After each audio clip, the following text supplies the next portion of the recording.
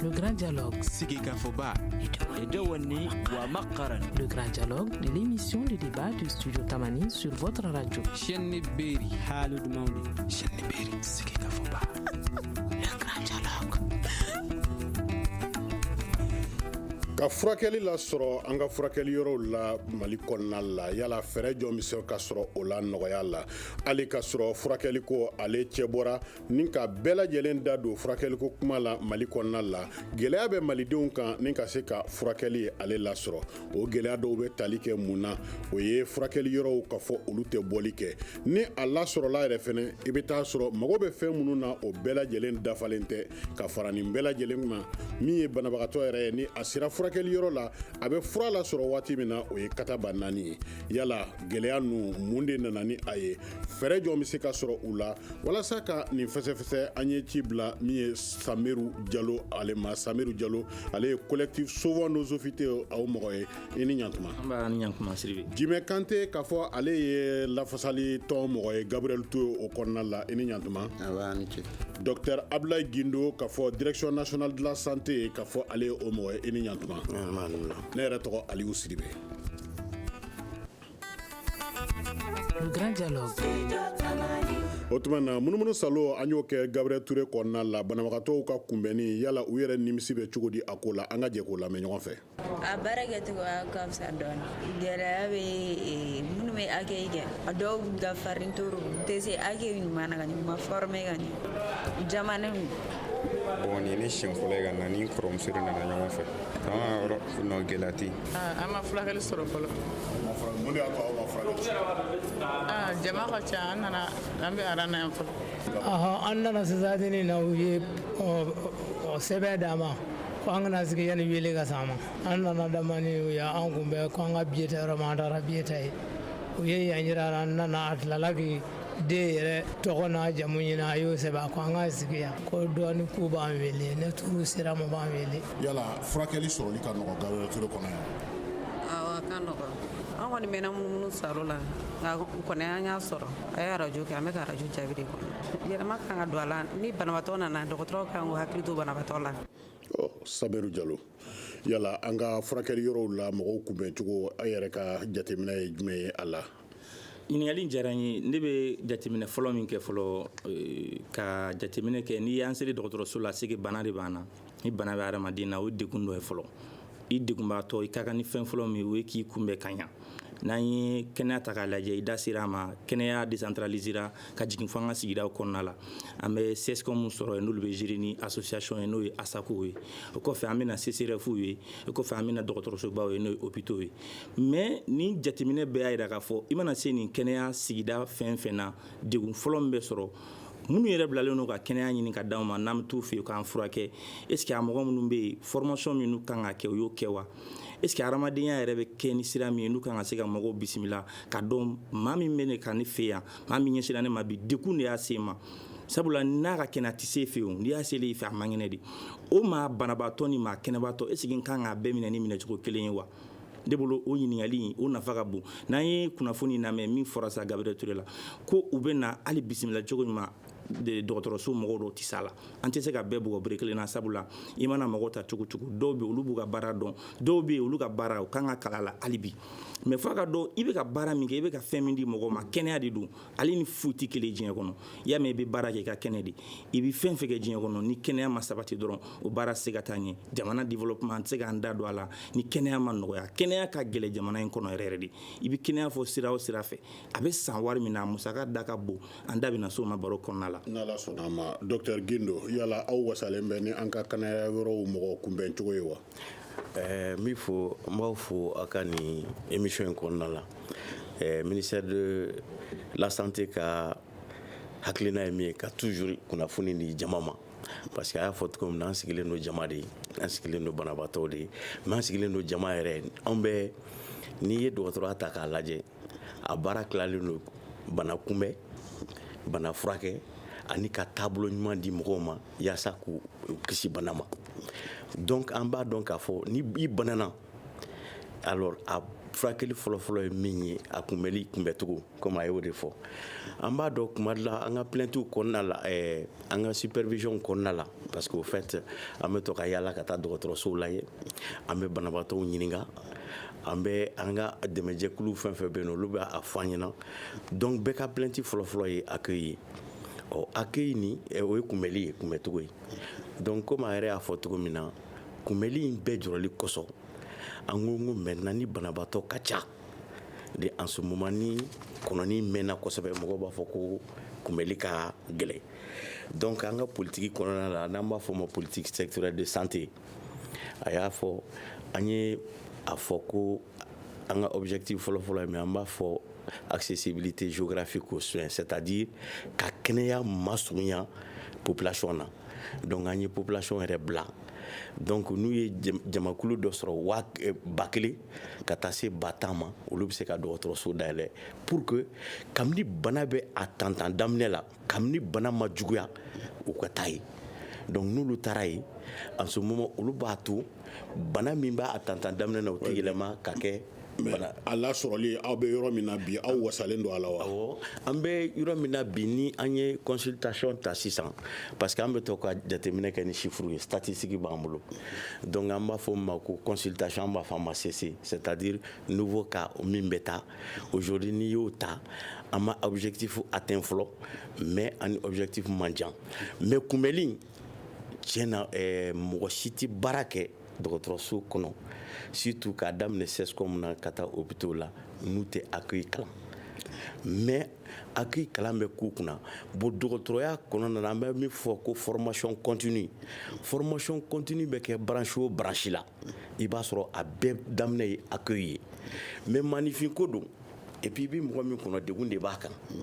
donc ni i kalanna ani i bɛ kalan exécuter cogo min na alors le plus souvent o bɛ kɛ o maninfinw olu bɛ sen na c'est pourquoi an ka baaraw kɔnɔna la an b'a fɔ ce qu'on appelle les supervisions de routine k'a lajɛ yɔrɔ minnu jɛngɛnnen an bɛ segin ka na o yɔrɔ la yanni an ka Jimi Kante lamɛn ale ye lafasalitɔn ye ale ye baarakɛlaw yɛrɛ ka lafasalitɔn mɔgɔ don Jimi aw wasalen don aw yɛrɛ la wa an bɛ studio Tamani fo an bɛ an lamɛnbaga bɛɛ lajɛlen fo ani minnu bɛ débat la Aliou Sidibe anw ma wasa k'a ye fana k'a fɔ ko mɔgɔ bɛ se ka sɔrɔ Mali kɔnɔ min bɛ wasa dɔɔni o yɛrɛ fana bɛ bali anw na anw ma wasa a bɔ ka di anw da kɔnɔ ka sababu kɛ tɛgɛ kɔnɔni sinen don anw de la ko anw de man ɲi a sinen don anw minnu na anw yɛrɛ bɛ jɔ o jalaki kɔrɔ k'a fɔ ko an man ɲi kun minnu na an bɛna an da don olu la banabagatɔ Jalo bɔra k'a fɔ mɔgɔ degunnen de don mɔgɔ min bɛ taa dɔgɔtɔrɔso la a tɛ i n'a fɔ mɔgɔ min bɛ taa banque la maa dɔ de bɛ yen a taara yɔrɔ dɔ la k'a sɔrɔ a diyaɲɛbagatɔ ye a wajibiyara a kan dɔ bɛ ɲa la dɔ bɛ ɲa cɛlakaw la sogo ka fasamuru da ka go n dabali banna dɔɔni Dr Gindo ka kuma la ko mɔgɔ fɛn fɛn n'a bɛ baara kɛ dɔgɔtɔrɔso la ko kalan dɔ bɛ kɛ o kunna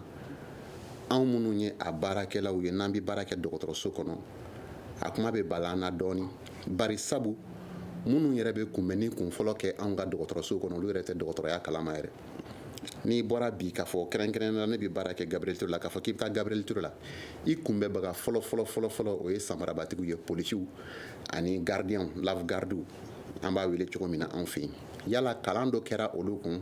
k'a fɔ k'olu kan ka se ka mɔgɔw kunbɛn o kalan kɛra tuma jumɛn a kɛra yɔrɔ jumɛn anw ye baarakɛla ye an bɛ dɔgɔtɔrɔso ninnu kɔnɔ anw ma bɔ o kalama o ka kumaw kɔnɔna na ko k'u bɛ kɔlɔsiliw kɛ supervision kɛ u bɛ taa ka taa mɔgɔw ɲininka ka baarakɛlaw ka mɔgɔw ɲininka kunbɛnni cogo enquêtes la o enquête ninnu fana n'a bɛ kɛ a ka suman kosɛbɛ bari sabu ne ye baarakɛla ye baarakɛlaw ka lafasalitɔn ye ne hakili la n'i kan kana kuma yɔrɔ la k'a fɔ ko ka mɔgɔw kunbɛn ka ɲɛ i ni baarakɛlaw kan ka kuma baarakɛlaw ka lafasalitɔn kan ka ye o kɛ na n'o bɛ wele k'a fɔ ko syndicat ne bɛ syndicat la a bɛ san caman bɔ bi ne ma deli ka sɔrɔ o formation na ne ma deli ka bɔ o ɲɔgɔnye dɔ kama mais u n'u ka baara kɛcogow don u n'u ka baarakɛminɛnw don u n'u ka baara fiyɛw don n tɛ ka fɛɛrɛw don n tɛ ka fiyɛ sɔrɔ u ka baara la mais n bɛ k'a fɔ hakili jagabɔ la an bɛ se ka fara ɲɔgɔn kan ka amélioration don a la an kana ɲɔgɔn nɛgɛn banabagatɔ kun mana fɔ dɔgɔtɔrɔso la taga mana taa banabagatɔ kan a kɛra duguba kɔnɔ kɔnɔna ye a kɛra sigida kɔnɔna ye i bɛ jɔrɔ daminɛ bi ala ni kunbɛnni y'a fɔlɔ ye gɛlɛyaba bɛ kunbɛnni na an bɛna an da se o ma nka sani o cɛ an ka namulaminɛ studio tamani ka namulaminɛ min bɛ segu k'a fɔ ale ye segukaw fɛ yen nɔ a ye sɛgɛsɛgɛli kɛ a ye fɛn min salo an ka jɛ k'o lamɛn ɲɔgɔn fɛ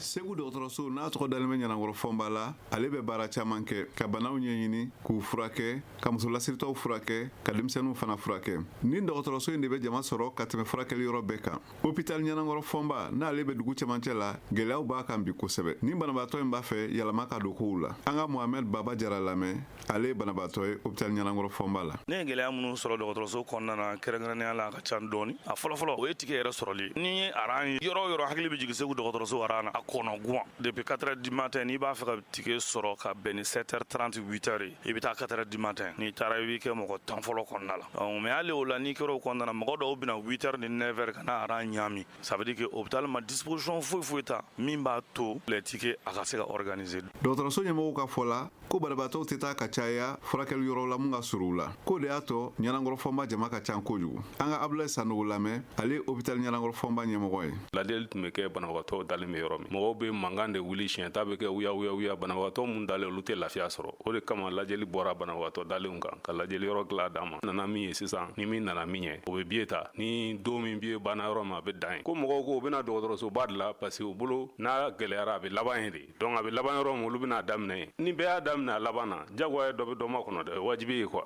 nin bɛɛ kɔfɛ gɛlɛya wɛrɛw bɛ dɔgɔtɔrɔso in kan minɛntanya b'o gɛlɛya ninnu na dugumɔgɔw kɔrɔtɔlen bɛ scanner sɔrɔli la hôpital ɲanagɔrɔ fɔnba fɛ nin bɛ kan ten yala Gabriel Ture bɛ i yɛrɛ sɔrɔ ɲanakɔrɔ fɔnba kelen in kɔnɔna la wa a bɛɛ lajɛlen de ye kelen ye Gabriel Ture ta ka jugu ka tɛmɛ ɲanakɔrɔ fɔnba kan an kana ɲɔgɔn nɛgɛ ni i kun dara Gabriel Ture kan dɔ y'a fɔ a ko k'a fɔ ko olu tɛ kunbɛn ka ɲɛ o ye banabagatɔ de ye kuma ma don a da ni yɛrɛ a ko k'a fɔ ko kunbɛnnikɛla don k'olu jamanen don parce que olu yɛrɛ t'a dɔn yɛrɛ fɔlɔ ka baara ye fɛn min ye o belebeleba bɛ anw yɛrɛ la anw minnu ye baarakɛlaw ye ka sababu kɛ nin bɛɛ tɛ se k'a da tuma don direction walima ministère walima gouvernement kun peut-être que anw minnu yɛrɛ ye baarakɛlaw ye an kan ka to ka gɛrɛ u la tuma ni tuma ka kuma u fɛ an bɛ dɔɔnin kɛ o baara la peut-être que a tɛ bɔli bɔ ni kun dara Gabriel Ture kan d'abord n'i bɛ taa fɛn dɔ de bɛ jigin kɔnɔ i bɛ ɲininkali de kɛ fɔlɔ i kɛrɛfɛla la yala i dɔnbaga bɛ Gabriel Ture la wa o man kan service public don i kan ka se ka wuli ka taa kɛ ten i furakɛ hɛrɛ ani baden kɔnɔ ka segin mais n'i sera Gabriel Ture la fɔlɔ a ye min fɔ ɲanagɔrɔ fɔnba la Gabriel Ture ta ka jugu ni o ye i bɛ se ka heure 2 heure 3 kɛ yanni ka se ka billet gansan sɔrɔ walasa ka se ka taa consultation kɛ donc o b'a jira k'a fɔ ko minɛn minnu bilalen don walasa ka se ka mɔgɔ yɛrɛ kunbɛn fɔlɔ o tɛ billet ta ye dɛ parce que i bɛ rang de kɛ fɔlɔ walasa i ka don i donnen kɔrɔ kɔ tuguni i bɛ tila ka taa rang de kɛ walasa i ka se ka billet sɔrɔ o rang in na tuma dɔw i bɛ se ka heure 2 kɛ ka kɛ sigilen ka sɔrɔ ko gɛlɛnmanw tɛ olu dɔw bɛ se ka dilan ka sɔrɔ wari tɛ foyi tɛ mɔgɔ ka se ka billet sɔrɔ teliya la ka taa furakɛli kɛ o jɔrɔna bɛ yen wa billet fana sɔrɔlen kɔfɛ e kan ka taa dɔgɔtɔrɔ min ka yɔrɔ la e bɛ taa sigi ka taa rang de fana minɛ dɔgɔtɔrɔ ka yɔrɔ la o bɛ taa sɔrɔ e natɔ e yɛrɛ b'a fɔ n bɛ taalen dɔgɔtɔrɔso la n kana dumuni kɛ bari sabu jelita bɛ se ka sɔrɔ a la donc i kɔngɔtɔ bɛ na i bɛ sigi dɔgɔtɔrɔ ka da la u ye dɔ fana fɔ ɲanagɔrɔ fɔnba la o ye tiɲɛ i b'a sɔrɔ e bɛ wuli kabini 6h e bɛ wuli kabini 4h ka soli ka na dɔgɔtɔrɔso la i bɛ na dɔgɔtɔrɔso la dɔ bɛ na ɲɛbaya kama o bɛ na walima relation sira dɔw fɛ o bɛ na ka na tɛmɛ ka na mako ɲɛ walima i bɛ taa sɔrɔ dɔw yɛrɛ bɛ wuli ka na o yɛrɛ bɛ n'i sigi dɔgɔtɔrɔ yɛrɛ fɛ baro la fɔlɔ ka banabagatɔw sigilen to da la nin bɛɛ lajɛlen ye anw sɔn ye nin bɛɛ bɛ an na donc a kunbɛnni degun n'i ko k'a fɔ k'i b'a fɔ an bɛ se ka dɔɔnin dɔrɔn de fɔ a la sinon tile kelen tɛ a kuma ban gɛlɛya min bɛ ɲanakɔrɔ fɔnba la a ɲɔgɔnna bɛ anw dala Gabriel Ture la wa an fana Gabriel Ture yɛrɛ kɔfɛ an fana bɛ yaala an bɛ taa jamana kɔnɔna na a ɲɔgɔnna bɛ an ka sigida dɔgɔtɔrɔso bɛɛ la presque Samiru Jalo yala aw ka hakilina ye mun ye nin ko ta fan fɛ ɲininkali n b'a dɔn Jime dɔ fɔ a la mais ne b'a jira k'a fɔ n'i ye problème ta Segu i y'a ta Bamakɔ i y'a ta Kayi maliyɛn bɛɛ bɛ ɲɔgɔn sɔrɔ degunba kelen de la a degun ne bɛ bɔ ɲanagɔrɔ fɔnba la n bɛna pongé an kɔrɔ ne ka cɛkɔrɔba fariganna ne yɛrɛ o tɛ ko mɔgɔ ye mɔgɔ kɛ ne yɛrɛ taara n'o ye pongé ka bɔ Bangɔni Janginɛbugu la ka na pongé dɔgɔtɔrɔso la yen nɔ fo an kun ka bɔ so 3h du matin an bɛ na an bɛ tigi sɔrɔ 6h 7h wa n'i y'o tigi fana sɔrɔ Jimɛ y'a fɔ pour que i ka dɔgɔtɔrɔ i ɲɛ la fo 9h 10h i b'i sigi da la a gɛlɛya yɔrɔ fana mun ye dɔgɔtɔrɔ yɛrɛ dama teriya bɛ ne ni Karimasina cɛ ni Karimasina man kɛnɛ ne ka mɔgɔ don n bɛ dɔgɔtɔrɔ in dɔn n bɛ na n ti yaran jɔ n ti yaran sigi min bɔra so depuis 3h ne bɛ na ne bɛ don dɔgɔtɔrɔ kan o ye dɔgɔtɔrɔ fana ni ɲɔgɔn cɛ complot dɔ ye Jimida sera a ma o ye gɛlɛyaba ye a gɛlɛya dɔ fana mun ye ko tigi sɔrɔli anw ye baara dɔ kɛ an ka quartier la anw ye laɲini kɛ an y'a ye CSCOM b'an ka quartier la a fɔra tiɲɛ yɛrɛ la santé ka gɛrɛ an na kɛnɛya ka nɔgɔya ka na anw yɛrɛ kɛrɛfɛ mais dɔgɔtɔrɔso min bɛ anw yɛrɛ kɔrɔ n'a fɔra muso jigin banabaatɔ kunkolodimi k'an bɛɛ ka wuli ka se hôpital ma o fɛnɛ gɛlɛya bɛ yen nɔ an t'o bɛɛ ta k'o da ɲɛmɔgɔ kun mais anw yɛrɛ citoyen dɔgɔtɔrɔso min b'an kɔrɔ an ka jateminɛ kɛ yen fɔlɔ la an ye jateminɛ kɛ a tigi min bɛ yen nɔ an ko aw bɛ yen nɔ a ye sigida tɔn de don a kan ka ɲɛfɔli kɛ sigidalamɔgɔw ye mais a bɛ ɲɛfɔli jumɛn kɛ a ka bilan ye mun ye san kɔnɔ a bɛ joli sɔrɔ sigidalamɔgɔw b'a kalama wa a dun fɔra ko association communautaire pour la santé n'o kumakan k'o jɛlen don k'o kana kɛ papier la sɛbɛnni ye a kan ka ɲɛfɔ sigidalamɔgɔw ye an y'o kunnafoni di mɔgɔw ma kɛnɛya bɛ se ka sɔrɔ aw kɔrɔ n'a cayara k'a ma se ka kɛnɛya a ye taa CSRF la n'o ma ɲa a ye na hôpital baw la maintenant an y'a ye hali o CSCOM minnu fana la recrutement min bɛ kɛ n'o ye baarakɛla minnu bɛ ta yen Sidibe a ɲɛfɔli ka gɛlɛn dɛ i bɛ taga yen nɔ i bɛ blouson sɔrɔ a caman na mais dɔw ma sigi dɔgɔtɔrɔya ban kan u ti dɔgɔtɔrɔya ekɔliso yɛrɛ yɔrɔ dɔn ne balimamuso den ye defu kɛ siɲɛ 3 siɲɛ 4 a ma defu sɔrɔ ne ye ASACO président ye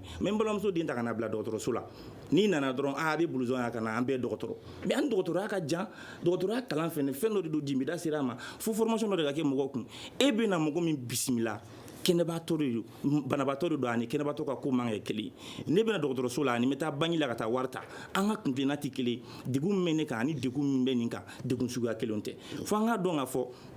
n'i y'a ye i ye dɔgɔtɔrɔ ye i bɛ serment dɔ de prêter ka kɛnɛya ɲini k'a di adamadenw ma ne bɔra ko wɛrɛ kɔnɔ ne ye ko wɛrɛ kɛ min to hukumu kɔnɔ dɔrɔn a bɛ komi i bɛ baara min na soit a kanu t'i la soit a baara kɛcogo ɲuman i m'a faamu soit i kan ka kalan min kɛ ka baara in kɛ i ma se k'o kalan fɛnɛ kɛ donc an bɛ kuma fɔ sira dɔ kan Jimɛ y'a fɔ muru da ka go sogo ka pasa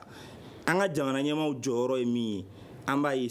dɔgɔtɔrɔ ye suivi ko kuma fɔ ne m'a ye n bɛ rapport caman kalan u ka dɔgɔtɔrɔ ko ninnu kan n m'a ye a bɛ se ka kɛ n ka dɔnniya ma se a yɔrɔ ma ko ninnu y'u ka rapport dɔ ye voilà a rapport suivi kɛra nin ye recommandation kɛra nin de ye dɔgɔtɔrɔso la interview la kuma dɔ fɔra ne mana to k'a mɛn tuma dɔ la ne bɛ kasi ko scanner tɛ hôpital la an bɛ se ka na o fɛ dabalibanko ka bon ka Sidibe. Vous écoutez Studio Tamani, votre avis nous intéresse. Écrivez vos commentaires et suggestions sur la page Facebook et dialoguez avec nous. Studio Tamani, c'est aussi les réseaux sociaux. ka segi ka na kumaso kɔnɔna la a da bɛ fɛn min na sa o ye furakɛli lasɔrɔli ye Mali kɔnɔna la gɛlɛya suguya bɛɛ lajɛlen don walasa ka o ko fɛsɛfɛsɛ sa Samiru Jalo ale ye collectif Sauvons nos hôpitaux o mɔgɔ ye Jimɛ Kante ale ye syndicat ale mɔgɔ ye syndicat de la santé o mɔgɔ ye Gabriel Touré la Dr Abdoulaye Gindo direction nationale de la santé min ye kɛnɛya yɛrɛ ɲɛmayaso ye ka fɔ ale ye o mɔgɔ ye plateau in yɛrɛ kan yala Dr Gindo hakilina jɔn bɛ e fɛ nin ko ta fan fɛ. Ok, o ɲininkali diyara n ye mais maintenant n b'a fɔ Jimɛ ɲɛna ale ko ale yɛrɛ syndicat mais a ko dɔgɔtɔrɔ tɛ kunbɛnli kɛ ko samara b'atigiw olu tɛ dɔgɔtɔrɔw ye o c'est-à-dire labgardiw polisiw olu bilara pour que u bɛ se ka rang régulariser de mais maintenant n'olu de donna accueil kɔnɔna la dɔrɔn cela veut dire que o yɔrɔ la anw yɛrɛ y'an ka baara jɛ quoi sinon anw de bɛ accueil kɛ et Jimɛ b'a kalama bien ale ka infirmier kalan na o dɔgɔtɔrɔ médecin kalan na o sage-femme kalan na o l'accueil a toujours été u bɛ traité kuma bɛɛ bon an ka toujours n'i b'a kɔlɔsi an bɛ formation continue kɛ dɛ fo mɔgɔw b'u plaigner fo bɛ to k'a fɔ ko n'i taara k'i b'a sɔrɔ en tout cas ne ye médecin chef kɔrɔ ye u b'a fɔ ko n'i taara k'i bɛ taa sɔrɔ chef de poste yɛrɛ taara formation na mais formation si tɛ kɛ n'an tɛ accueil fɔ o ye kelen mais maintenant a ko sisan ko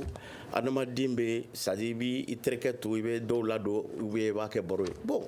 tu sais que olu ye sariya bɛ yen syndicat yɛrɛ sigira sariya kama association fɛn fɛn bɛ yen olu sigira de ko ka sariya boli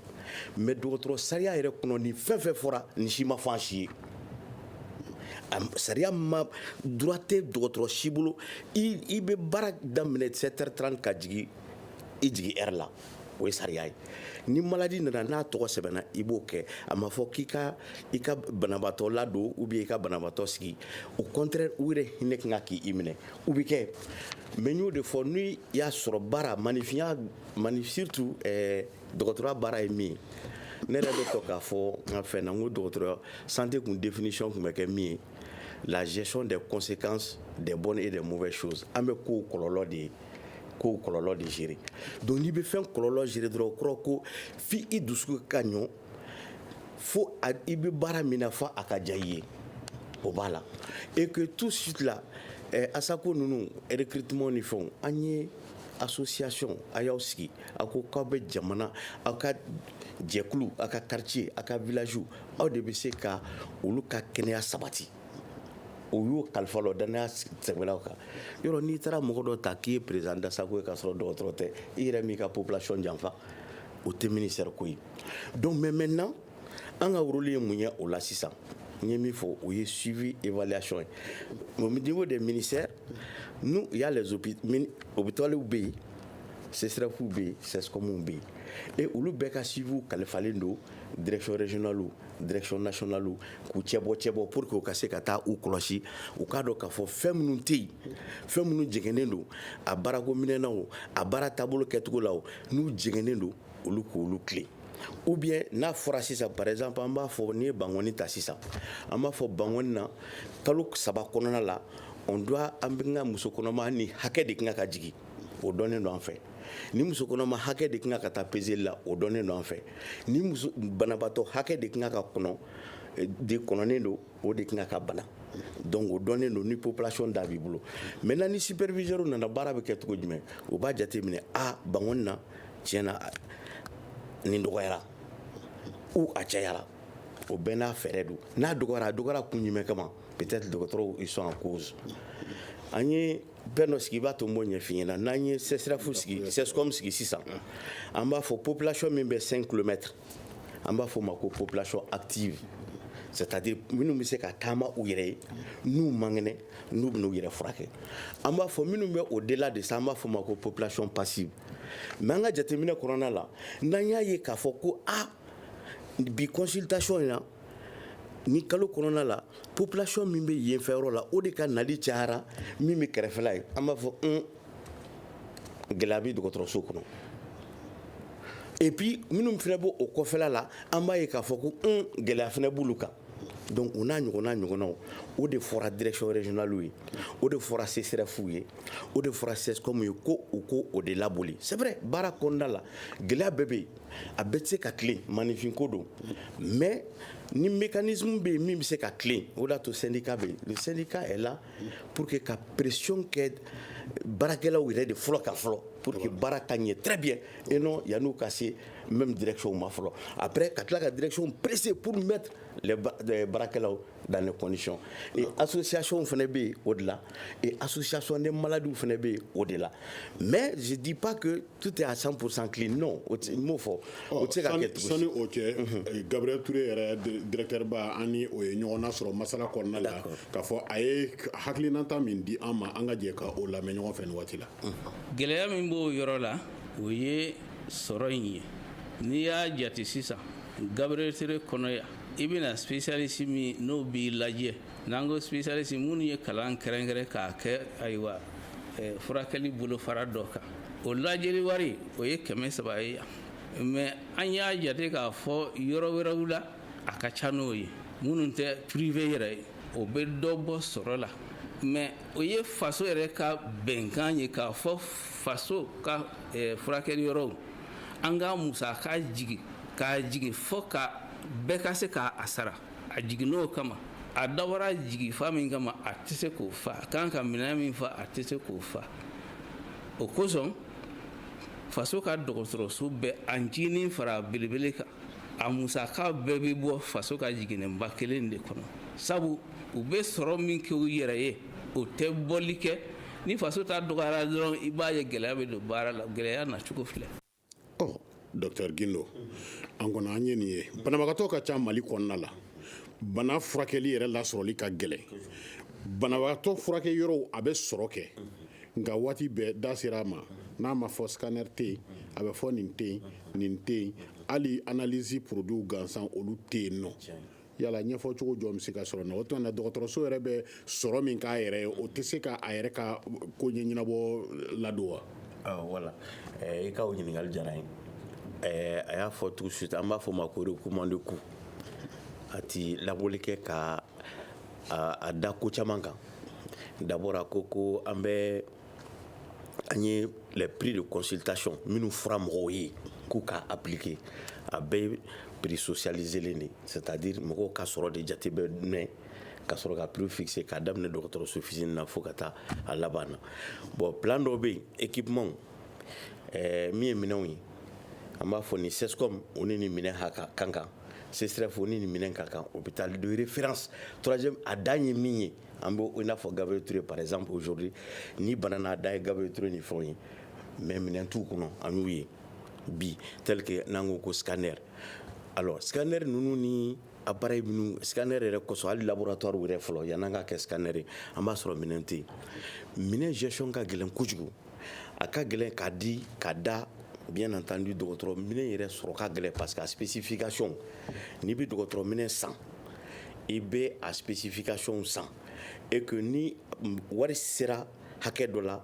a bɛ bɔ santé yɛrɛ ka bolo kan donc a bɛ taa bolo faso yɛrɛ ka jamana yɛrɛ kelen don ka fɛn min boloda ni sanuw bɛ kɛ ni wari sera hakɛ min ma a bɛ to o bolo kan kelen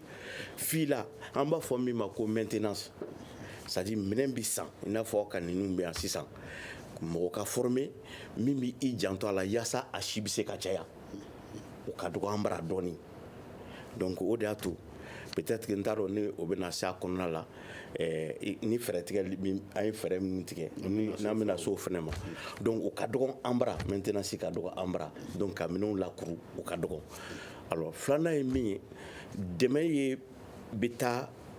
gouvernement ka sira de fɛ ɲinan an y'a ye kabini 2012 fo ka na sisan gɛlɛya bɛ gouvernement ka dɔɔnin parce que au fait an bɛ se k'a fɔ ko an bɛ crise la donc mais plan de an b'a fɔ min ma ko ka minɛnw bila dɔgɔtɔrɔso la o plan bɛ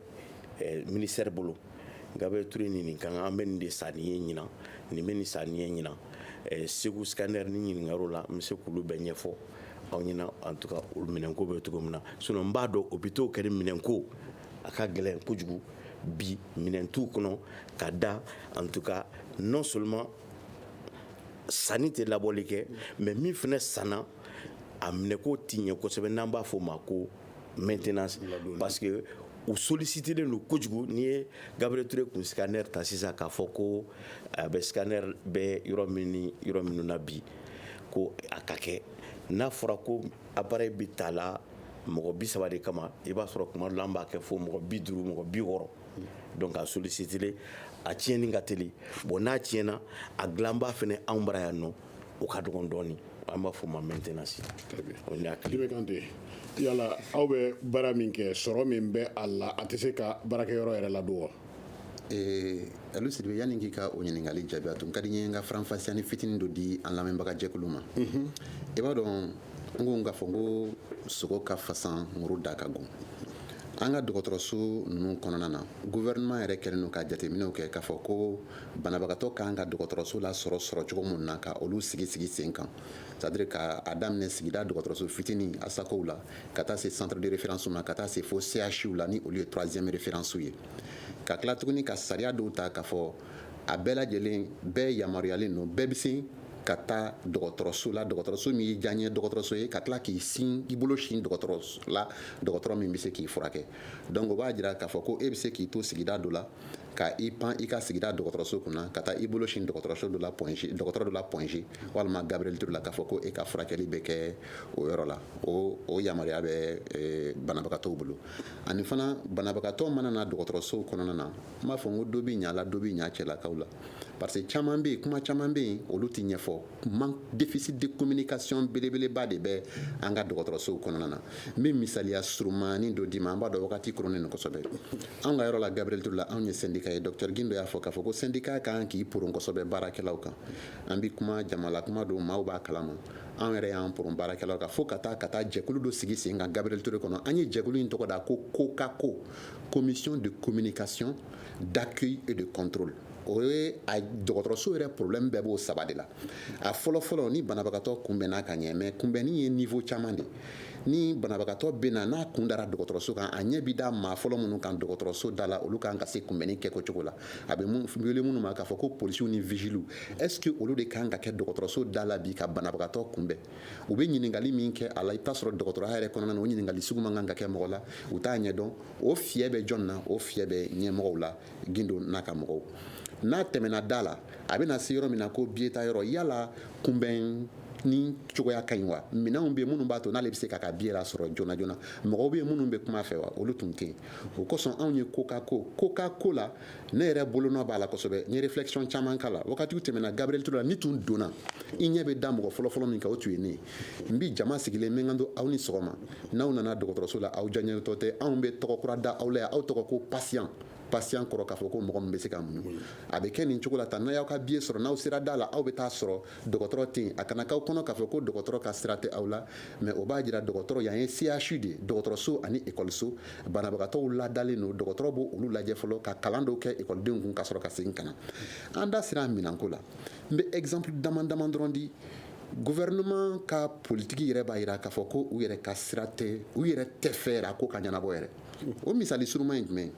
Gabriel Ture budget d'investissement na min kan ka don minankow ni fɛnw na 900,000 de tun bolo dalen don san tɔw la mais ɲinan u y'o jigin kɔnɔ kɛ 300,000 ye baara bɛɛ lajɛlen kan ka k'o kɔnɔ k'a to 900,000 na an ye gɛlɛya min ala kelen dɔrɔn pe b'o dɔn aw b'o tila kɔnɔ kɛ 300,000 ye o y'a tɔ nɔnintɔ ye an bɛ don min na ko bi Gabriel Ture de ka bon ni Mali dɔgɔtɔrɔso bɛɛ lajɛlen en termes de fréquentation maa 100 bɔ ɲɔgɔn ko o b'a yɛrɛ furakɛ Gabriel Ture kɔnɔ san o san mais Gabriel Ture kɔnɔ analyse suguya 2 de bɛ se ka kɛ a kɔnɔ bi dɔgɔtɔrɔso min ka bon ni Mali dɔgɔtɔrɔso bɛɛ ye o ye jumɛn ye GTPC k'a dɔn ni sumaya b'i la ani groupage k'i ka groupe sanguin dɔn o jelita tɛ yen bi na min bɛ se ka kɛ Gabriel Ture kɔnɔ n'a bɔra o kɔnɔ bana mana cun i kan sisan k'a fɔ k'i taara Gabriel Ture la dɔgɔtɔrɔso min ka bon ni Mali dɔgɔtɔrɔso bɛɛ ye écho gansan kɔnɔdimi écho pelvienne écho abdominal e tɛ se k'o kɛ i bɛ to tiriki-tɔrɔkɔ de la ni i nana gɛrɛla Gabriel Ture la i bɛ t'a sɔrɔ Gabriel Ture lamini bɛɛ lajɛlen na i yɛrɛ b'a kɔlɔsi o cabinet dɔ filɛ nin clinique dɔ filɛ nin olu kɛlen don ka Mali faso ka dɔgɔtɔrɔsoba k'o laminimini olu b'a dɔn de k'a fɔ ayiwa komi foyi tɛ sɔrɔ faso ka yɔrɔ la anw kana an sigi i n'a fɔ ko dabi k'an ɲinge nin dɔgɔtɔrɔso in na ni fɛn min ma se ka kɛ yen lala u b'o bila ka na anw fɛ yen a dɔw dayɛlɛnna san kelen miliyariw de b'u kun bi parce que u yɛrɛ b'a dɔn ko faso ka dɔgɔtɔrɔso faso ka sira tɛ a ka denw ka furakɛli ko ɲuman na an k'an sigi maintenant ni min ma se ka kɛ o bɛ na di anw ma tɛmɛ i ka bɔ yen service o service n'i ko k'i da bɛ don a la bi service o service n'i ko k'a fɔ k'i b'a ta ni dɔgɔtɔrɔso belebeleba in kɔnɔ makaritɔ ko dan don donc i b'o gɛlɛya kɔnɔna na n'a fɔra k'a fɔ ko musaka min fana bɛ taa o la k'e tilala ka dɔ tigɛ ka bɔ o la donc o b'a jira k'a fɔ k'a fɛɛrɛ tɛ e kɔnɔ mais min b'anw siran kosɛbɛ Gabriel Ture la kunun dɔrɔn directeur tulo bɛ an na anw tun bɛ réunion belebeleba dɔ la an ko ka Gabriel Ture chef de service a chef de département a surveillant syndicat ka bɛɛ wele an ka sigi mais mun de la Gabriel Ture tɛ se ka bɔ a yɛrɛ la faso b'a bolo don a kun san o san a bɛ miliyariw de bila ko ka taa Gabriel Ture la ko ka banabagatɔw furakɛ a bɛ taa min est-ce que a bɛ don a don yɔrɔ la wari dɔw bɛ di ko ka yɔrɔ la saniya est-ce que u bɛ la saniya yɔrɔw bɛ la saniya ni minɛn minnu ye olu y'a la saniyala ye wa est-ce que a ka sanu munna soso ni dabiw ni ɲɛnbɛrɛw bɛ Gabriel Ture kɔnɔ halisa n'a tɛ se ka bɔ wari dun bɛ di ko ka taa a ta sira fɛ munna Gabriel Ture tɛ se ka bɔ a yɛrɛ la ka sɔrɔ tuma o tuma n'i nana i bɛ taa sɔrɔ mɔgɔw de b'u k'u yɛrɛ furakɛ nin bɛɛ dun bɛ biye ta nin bɛɛ b'a ka ladali yɔrɔ sara a wari bɛ taa min an k'o ma k'a fɔ ko réunion sur la gestion de l'hôpital o gestion na gestion suguya ka ca buna adamadenw yɛrɛ gestion bɛ yen gestion administrative bɛ yen gestion financière bɛ yen anw ye syndicat de ye anw bɛ pression min kɛ an ko k'a fɔ ko wari o wari n'a bɛ don Gabriel Ture kɔnɔ finance publique de don a man kan ka se ka dogo chef de service bɛɛ kan ka se k'i to i ka bureau kɔnɔ k'a dɔn k'a fɔ ko bi ne ye baara min kɛ a kɛra sababu ye ka nin de lase dɔgɔtɔrɔso ma olu ɲɛ dogonen don anw na anw sigalen don k'a fɔ ko fasodenw bɛ taa ka taa wari min di Gabriel Ture la k'a fɔ ko o bɛ sira wɛrɛw fana ta minnu t'a sira ta normalw ye o bɛɛ tɛ direction ye dɛ o do ye anw ye anw yɛrɛ bi don minɛ k'a bila an kun ni min prokotora anw na ka se direction fana la o fana bi taa sira dɔw fɛ anw tɛ sira minnu ɲɛdɔn o bɛɛ lajɛlen bi ka kɛ jamana kɔnɔ jamana ɲɛmɔgɔ minnu fana ɲɛba la n'olu kɛlen don ka maa ta k'o sugandi ko ka kɛ ɲɛmɔgɔ ye ka sɔrɔ soit a dɔnniya ta ou bien a fɛɛrɛ ta kɔnɔ ou bien a timinandiya tɛ a la donc gestion bɛ fɔlɔfɔlɔ jumɛn na fɔlɔ a ye mɔgɔw bila dɔgɔtɔrɔso ninnu kɔnɔ banabagatɔw hinɛ ani banabagatɔw kanu bɛ minnu na ni syndicat ye mɔgɔ minɛ ka kalabanti minɛ ka zo minɛ min ye banabagatɔ ka hakɛ bɔ a kun syndicat yɛrɛ ka sɛbɛnni kɛ ka n'a di direction ma k'a fɔ nin filɛ nin ye nin waleya jugu kɛ ni o tigi yɛrɛ fiɲɛna i sigi k'a lajɛ hali sini n b'a kɛ wa o b'o kɛ o cogo la ta tɛ minɛ sisi tɛ bɔ o kuma taara ka se yɔrɔ bɛɛ lajɛlen na foyi ma bɔ o la aw bɛ fɛ banabagatɔ k'o dabila cogo di dɔgɔtɔrɔ bɛ k'a bolo don nɔgɔ la aw bɛ hakɛ to ka o wari minɛ ka taa o di dɔw ma comptable dɔw baki kɔ san 2 o bɛ k'o sigilen nana bɛ k'o minɛ k'o dun dɔgɔtɔrɔ b'a fɔ o tuma ne ye dangaden de ye o ne bɛ n si bɛɛ kɛ baara la siɲɛna kɛ ka heure 7 kɛ ka banabagatɔ dɔ opérer o bɛ taa di comptable dɔ ma o nana masuma ne b'o dun an b'u ye o an bɛ ɲɔgɔn kan an bɛɛ bi baara kɛ san 1 san 2 ni min taara comptabilité la n'o ma so kura jɔ bɛ mobili kura san dɔgɔtɔrɔ b'a ka tiriki tɔrɔkɔ la o fana b'a fɔ i mana mɛn e y'a sɔrɔ k'a dun ye ne de y'a bila ka taa o yɛrɛ fana b'a tɛrɛmɛ ni banabagatɔ ye taa n ka clinique la tan vraiment il faut que anw ye syndicat ye anw ka kuma an ka baarakɛlaw fɛ an bɛna so ma peut-être mais il faudrait que vraiment ɲɛmɔgɔw ka se ka jɔ jɔyɔrɔ la maa min ye kokolonkɛla ye i mana don dɔgɔtɔrɔsow kɔnɔ a tiɲɛyɔrɔba dɔ ye jumɛn ye min kɛlen don k'a tiɲɛ fo k'a fɔ ko k'a tiɲɛ Gabriel Touré yɛrɛ dɔrɔn kɔnɔna na don bi na i bɛ taa maa dama min sɔrɔ Jalo y'a fɔ minnu ye bénévole ye minnu tɛ foyi kalama dɔgɔtɔrɔya taabolo la n'u bɛ blousi san yuguyugu la k'a don u kana ka na Gabriel Touré la ka maaw ka hakɛw minɛ k'a don fo mɔgɔw ka salle d'hospitalisation kɔnɔ ka taa tiɲɛniw kɛ ɲɛmɔgɔya bɛ yen anw ye direction caman ye Gabriel Touré la directeur dɔw tɛmɛna Gabriel Touré la u tun bɛ yaala n'u ye ɲininka n'u ko k'e bɛ service jumɛn na u t'i dɔn u bɛ minɛ u bɛ t'i di polisiw la parce que e ye zon de e ye kalabanti de e ye den suɲɛla de e ye fura suɲɛla de e ye maalankolon de e jɔyɔrɔ tɛ dɔgɔtɔrɔso kɔnɔ dɔgɔtɔrɔso kɔnɔ tamaro bɛ yan dɛ layi bɛ yan datu bɛ yan yala la fan bɛɛ lajɛlen fɛ fo o bi kɛ bɛɛ lajɛlen b'a kalama je crois que an ma prêt fɔlɔ ka se k'a fɔ ko ka dɔgɔtɔrɔso di an ka mɔgɔw ma u bɛ lafiya sɔrɔ min kɔnɔ an bɛ se ka réflexion de kɛ a bɛ ɲɛ cogo min na sinon n'i ko k'i da bɛ don a bɛɛ lajɛlen na maaw b'a fɔ k'i ye fasoden jugu ye k'a sɔrɔ fasoden juguya tɛ an yɛrɛ bolo b'a la an yɛrɛ y'a kɛbaga dɔ ye. Une réaction, un avis, un commentaire. Réagissez sur la page Facebook de Studio Tamani et restez connectés avec nous. Studio Tamani sur les réseaux sociaux pour vous faire entendre. ka segi ka na kumaso kɔnɔna la a da bɛ fɛn min na o ye furakɛli lasɔrɔli ye mali kɔnɔna la kataba naani don walasa k'a ko fɛsɛfɛsɛ sa k'a fɔ docteur Abdoulaye Gindo direction nationale de la santé ale bɛ o jɔyɔrɔ fa kɛnɛ kan yan nɔ Jime Kante ale ye syndicat lafasalitɔ maa ye plateau in kan Samiru Jalo collectif Sauvons nos hôpitaux yala Samiru e ka jate la mali kɔnɔna la kasabi de tɛ di la furakɛli ta fan fɛ a tɛ bɔli kɛ wa ou bien mun de bɛ yen ɲininkali nin diyara n ye quoi n bɛ segin ka na kɔfɛ dɔɔni parce que ne bɛ n ka problème ta toujours dugumala la anw minnu bɛ sigida yɛrɛ kɔnɔ kɛnɛya min bɛ anw kɔrɔ dɔgɔtɔrɔso min bɛ an kɔrɔ an bɛ se ka mun k'a la n bɛ misali kelen d'i ma n da sera asako quartier ko ma sikuru sɔrɔgabugu la n bɛ se k'o misaliya di sikuru ye quartier a bɛ commune 1 na dɔgɔtɔrɔso 2 bɛ yen asakom si ani asakom sisu a quartier Siribe ka quartier ɲɛ la dɔrɔn k'a fɔ ne bɛ sikuru ne de ka kan ka dɔgɔtɔrɔso quartier ne y'a ta nin subvention ye ni taara cotisation na ni quartier ye 200 ye subvention cotisation mana ye 200 ye quartier bɛ n permet 100 ka bɔ a la ou bien 50 ka bɔ a la o quartier yeli ye ka taa ba 4 de ye parce que o quartier bɛ permet e ka kɛ asako mɔgɔ ye e ka voter mɔgɔ bɛ kɛ candidat ye maintenant minnu bɛ yen nɔ clan min bɛ yen olu to quartier bɔ k'o yira diɲɛ kɔnɔ mandat bɛ kɛ k'a ba ɲɛ ci da quartier kan so i b'a sɔrɔ quartier suguya ye quartier suguya 4 ye min bɛ permet ka voter n'o ma kɛ 5000 o bɛ kɛ 2000 ye min b'i permet n'i nana ka dɔ b'i ka consultation na o bɛ yɛlɛ nin diɲɛ don o don waati ye ɲɛ la o ka bɔ yen tige prix an ka dɔgɔtɔrɔso la an ye campagne kɛ quartier minɛ ka yala k'a feere mɔgɔw ma an nana mun ye n'u nana bi nin kalo la ko tigi ye 200 ye kalo wɛrɛ bɛ na a b'a fɔ ko tigi ye 250 ye kalo wɛrɛ bɛ na ko ko tigi kɛra 300 ye k'a sɔrɔ a dɔgɔtɔrɔso tɛ yen partenaire tɛ min bolo partenaire bɛ se ka fura d'u ma dɛmɛbagajɛkulu bɛ fura d'u ma a ye fura minɛ fisabililayi so bɛ jɔ u ye fisabililayi kɛnɛya fɛn bɛɛ bɛ k'u ye fisabililayi docteur da sera a ma u bɛ former fisabililayi mais aw bɛ musaka min sɔrɔ a bɛ don min a tɛ komi jamana ɲɛmɔgɔw t'a kalama dɛ u b'a kalama n'an bɔra yen nɔ ko jamana budget min bɛ yen n y'a fɔ n ka kuma kɔnɔ ne ma n'a mɛn ko scanner tɛ dɔgɔtɔrɔso la mali dɔgɔtɔrɔsobaw CHU Jimida sera a ma universitaire dɔgɔtɔrɔso min bɛ yen n'an m'an disi gosi n'a ye ko scanner tɛ yen n bɛ ɲɛmɔgɔ jalaki mɛ dɔgɔtɔrɔso ɲɛmɔgɔ n ka jalaki bɛ daminɛ o la quoi e bɛ hôpital dɔ de kɔnɔna la e sigikun ye mun ye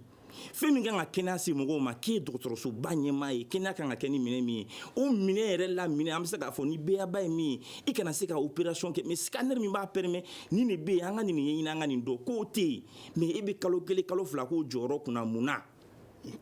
i b'o kɛ mun na o b'a yira k'a fɔ e yɛrɛ bɛ fɛn min kunna Jimi y'a fɔ non seulement a kanu t'i la i bɛ banabaatɔ minnu kunbɛli la soit e tɛ furakɛ yen e den tɛ furakɛ yen n bɛ n da se yɔrɔ ma o nafa ka bon n'i y'an ka dɔgɔtɔrɔso problème ta k'a lajɛ ni problème ye 100 ye bi bi in na a 100 k'a to yen a ka warakata a ka caya ka taa fɛ parce que minnu b'an kunna bi u muso tɛ taa yen u den tɛ taa yen u somɔgɔ tɛ taa yen kunkolodi mana min minɛ Maroc Algérie France Maroc Algérie France an minnu bɛ yen bi ni se t'anw ye ni musaka t'an kun an de bɛ taga hôpital ninnu na an de bɛ taga CSCOM ninnu na tant que o système nin ma dabila siribe dɔgɔtɔrɔso m'a fɔ n ka tɛ taa ɲɛ mais an bɛ san caman kɛ collectif sauvons nos hôpitaux an ye sitting kɛ hôpital Gabriel Touré da la siɲɛ joli polisiw nana u y'an gɛn u y'an bugɔ an m'o sitting kun tɛ foyi ye o y'an ka hakɛ de ye parce que anw ni somɔgɔw bɛ na furakɛ yan anw ni somɔgɔw bɛ na banabaatɔ dilan da yan nɔ olu de banabaatɔ bɛ to yan nɔ mais e min bɛ ɲɛmɔgɔya la e ka maa jumɛn bɛ yan bi jamana ɲɛmaa minnu b'an kunna minisiri minnu b'an kunna e b'a jɔn den dalen ni dɔgɔtɔrɔso ninnu na clinique pasteur dɔgɔtɔrɔsobaw o musaka se t'anw ye ɲɔ ka ca wugu la sani o cɛ k'a fɔ kitakaw fɛ yen nɔ an ka namunamina min fana bɛ kitakaw fɛ yen nɔ ale ye saloli dɔ kɛ an ko o fana lajɛ o fana ye gɛlɛya dɔ ye furakɛli ta fanfɛ Mali kɔnɔ ka sanga kita n'a marabolo kɛnɛyasow ma a bɛ ye k'a fɔ ko muso lasiritɔ minnu bɛ wuli ka taa peseli kɛ o jama ka dɔgɔ kita kɛnɛyaso la n'i ye jateminɛ kɛ kita dugu jama caya yɛrɛ fɛ nin waleya in kɛlen don kamanaganko ye kita kɛnɛya ɲɛmɔgɔw fɛ Sori Kulubali n'ale ye kita muso jigiso ɲɛmaa ye n'an ye jateminɛ kɛ kita dugu jama caya kan ka tila k'a lajɛ muso lajɔlen minnu bɛ wuli ka na u ka peseli kɛ a ka dɔgɔn kosɛbɛ hali k'a dan siɲɛ 1 pe ma dɔw tɛn'a kɛ san 2017 kɔnɔna na Dr Kulubali ka fɔ la kita kɛnɛyaso la den 195 de fatura yan'u bangeli cɛ 46 olu ta kɛra yanni bange tin yɛrɛ ka daminɛ nin waleya cɛjugu in kun ye mun ye Dr Kulubali b'a da don la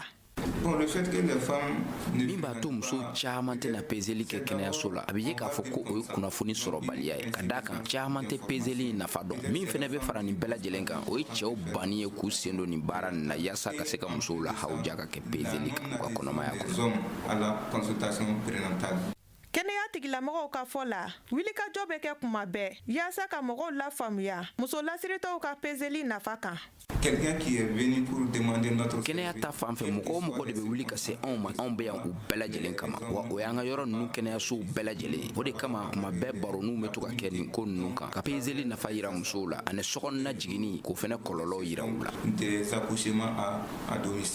jiginiso ɲɛmaa tɛ jɛ ni mun ye fiyewu o ye cɛ minnu jɔlen tɛ u jɔyɔrɔ la muso lasiritɔw ka kɛnɛyaso matarafabaliya la o dun jɔyɔrɔ ka bon kosɛbɛ musow ni denw ka kɛnɛya la Pode Musa Jakite ka laseli ye nin ka bɔ kita Studio Tamani tɔgɔ la k'a fɔ bɛɛ n'i ka gɛlɛya don Dr Gindo k'a fɔ kurun kɔni a bɛ ɲini ka na se siɲɛ la nka yala e bɛ se ka mun fɔ kɛnɛya ko yɛrɛ Mali kɔnɔna la a bɛ se ka kɛ fu la mɔgɔw ye wa pourquoi a tɛ se ka kɛ fu la très bien d'accord donc an b'a dɔn bi n b'a fɔ Jimi ɲɛna k'a fɔ bɛɛ ɲɛna foyi tɛ Mali ɲɛmɔgɔw kunkolo la ka kɛnɛya sabati vraiment jamana kɔnɔ mais u k'a dɔn k'a fɔ jamana in a bɛ gɛlɛya b'a kan bi ça c'est clair o dɔnnen don parce que an bɛ se k'a fɔ an bɛ crise la sinon an bɛ guerre yɛrɛ la o bɔlen kɔfɛ an y'a ye k'a fɔ pour que ka se ka jamana dakuruɲɛ teliya la an ye réforme boloda réforme min bolodara an y'a ye k'a fɔ ko an bɛ sisan CSRF fɛn fɛn bɛ yen nɔ an b'a bɛɛ yɛlɛma k'o kɛ hôpital de deuxième référence ye Jimi sen b'a la parce que an inclusive don u bɛɛ sen b'o la an bɛ hôpital troisième référence minnu bɛ yen CH ninnu k'u niveau relevé donc a bɛ sen na et que mois de janvier in na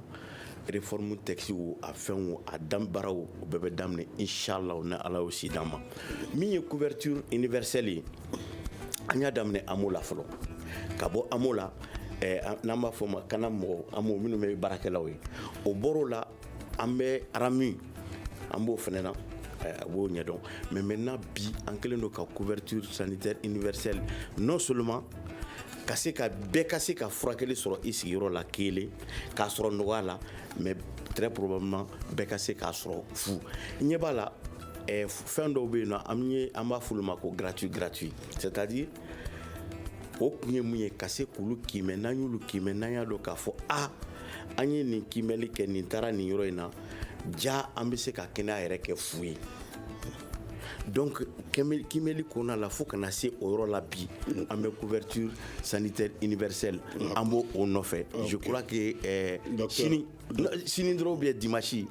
a bɛ o lancement ye je crois par le ministre du développement social. Ok, ni lamɛnni jɛkulu ka fɔ ni ne bɛ dan sigi an ka laseliliw la o min tun bɛ tali kɛ kɛnɛya ale furakɛli lasɔrɔli Mali la ko o ka gɛlɛn walasa k'o fɛsɛfɛsɛ an ka foli o bɛ se Samiru Jalo ma ka fɔ ale ye collectif Sauvons nos hôpitaux o mɔgɔ ye kɛnɛ in yɛrɛ kan Jimé Kanté foli ye e ta ye ka fɔ syndicat Gabriel Touré kɔnɔna la Dr Abdoulaye Guindo direction nationale de la santé ka fɔ an ka foli bɛ i ye nin jɛmukan in ka fɔ n'i bɛ fɛ ka a lasɔrɔ i bɛ yɛlɛ bɔlɔlɔ sanfɛ w3studiotamani.org n'a y'a sɔrɔ la hakilina wɛrɛ b'i fɛ i bɛ se ka weleli kɛ 75 84 11 walima 75 84 12 labɛn sabatira studio tamani ka fɔ ale kulu bɛɛ lajɛlen fɛ Salimu Juyara fiɲɛ turukala tun b'ale bolo Gayin Kante Jabarani ne yɛrɛ tɔgɔ Aliou Sidibe ka fɔ min ye rédaction en chef ye studio tamani tɔgɔ la an ka foli b'aw ye.